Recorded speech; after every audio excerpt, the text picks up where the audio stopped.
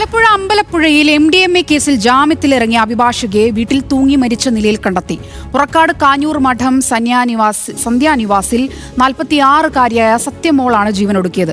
കഴിഞ്ഞ ഒക്ടോബറിൽ മകൻ ആദിത്യനൊപ്പം ദേശീയപാതയിലെ പറവൂർ ജംഗ്ഷനിൽ വെച്ച് MDMA അടക്കമുള്ള ലഹരി പദാർത്ഥങ്ങൾ കയ്യിൽ വെച്ചതിന് പോലീസ് സത്യമോളെ അറസ്റ്റ് ചെയ്തിരുന്നു.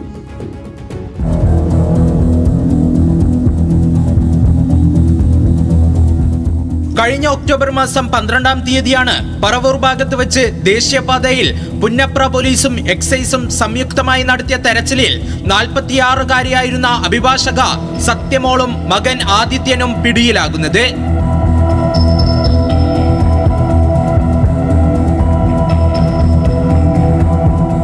പിന്നാലെ ഇവരുടെ വീട്ടിൽ നടത്തിയ പരിശോധനയിൽ വലിയ തോതിലുള്ള ലഹരിശേഖരം കണ്ടെത്തിയിരുന്നു. ഈ കേസിൽ റിമാൻഡിൽ പോയതിനു ശേഷം ജാമ്യത്തിൽ ഇറങ്ങിയതായിരുന്നു ഇരുവരും. ചൊവ്വാഴ്ച വൈകിട്ട് മകൻ ആദിത്യൻ പുറത്തുപോയി തിരിച്ചു വരുമ്പോഴാണ് വീടിന്റെ ടെറസിൽ സത്യമോളെ തൂങ്ങി മരിച്ച നിലയിൽ കണ്ടത്.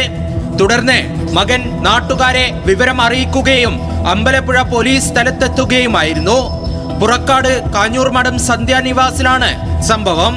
അമ്പലപ്പുഴ പോലീസ് അസ്വാഭാവിക മരണത്തിന് കേസെടുത്ത് അന്വേഷണം ആരംഭിച്ചു. ന്യൂസ് മലയാളം, ആലപ്പുഴ.